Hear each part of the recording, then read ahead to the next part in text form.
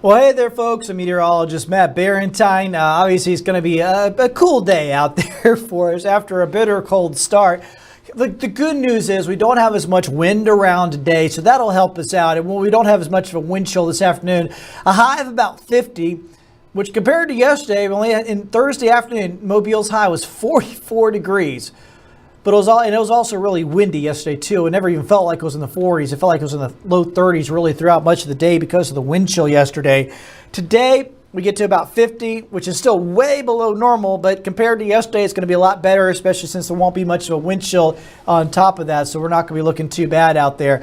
All right, a lot of parades to talk about. First off, we got the evening parade tonight, Order of Inca, Order of Chaos. Temperatures here in the 40s to start off with, probably in the upper 30s towards the end of the parade. Thankfully, won't be as much wind around tonight, but still, you're obviously going to need to do multiple layers and really bundle up. Remember, it's always better to have an extra layer or two that you can shed than not having enough, especially when you're down there on the parade route.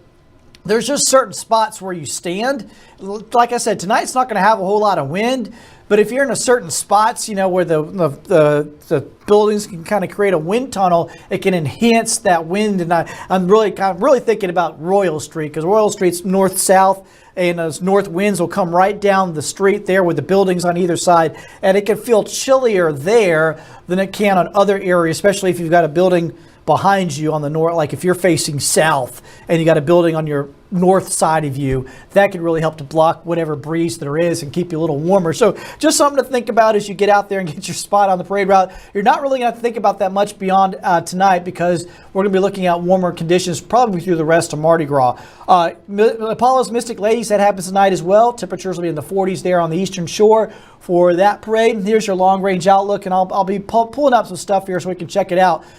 First off, let's go to Saturday. Obviously, we do have daytime parades here. This is the mystical parades, as I don't know if that's the technical term, but it's always what I've called it. This Saturday afternoon parades with all the Mobile Mystics, the mystical revelers, and the mystical friends.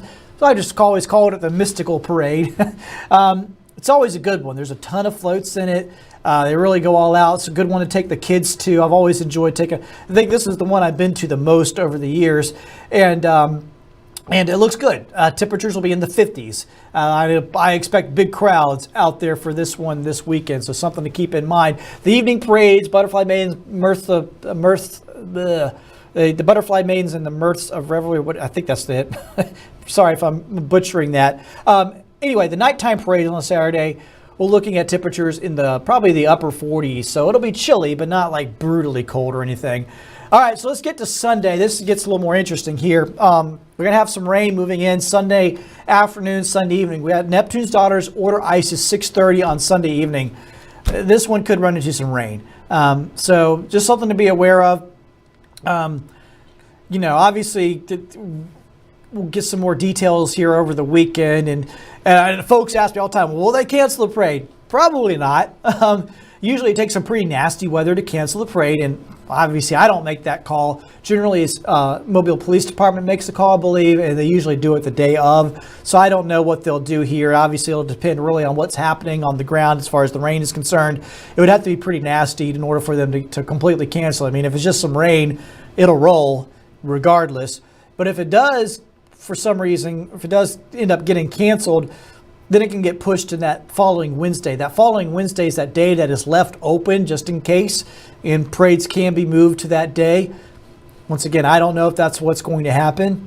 I wouldn't plan on that being what happens, because I doubt it will get moved, but it's just a possibility. I just wanted to get that out there to you. Oh, and then let's check out Monday. Monday is another big night. You got the Ladies' Night with the Order of Venus, Miracle on the Bay, I guess not really Ladies' Night, that was Sunday night.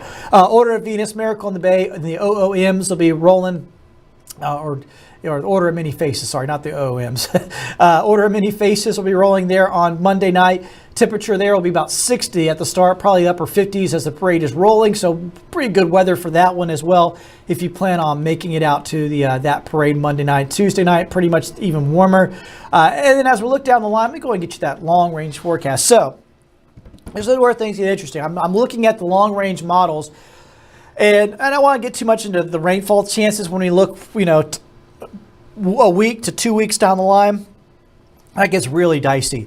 But what we can usually kind of look at is temperatures. and look at the patterns and look at what's likely to happen. And here's the thing. The cold weather that we've got here, I don't see that happening again, and probably not going to be quite this cold again for the rest of the season, because next 2 weeks don't have another Arctic outbreak. And once you move into March, it becomes really unlikely that we see, dropping down into the mid-20s again. I don't see that happen. Now, another light freeze certainly will probably happen before the end of the season, maybe even a couple of them. But as cold as we were this morning, probably not going to see that again. And we're not going to see anything like that through the rest of the Mardi Gras season, through at least Fat Tuesday. I can tell you that. The pattern is to go warm next week and to stay warm that following week. So back to those spring-like temperatures, well up into the 70s. So it's going to be warm. And you can see this 10-day forecast takes us all the way through Joe Cade Sunday, and it's 71 degrees showing up there on the 10-day forecast.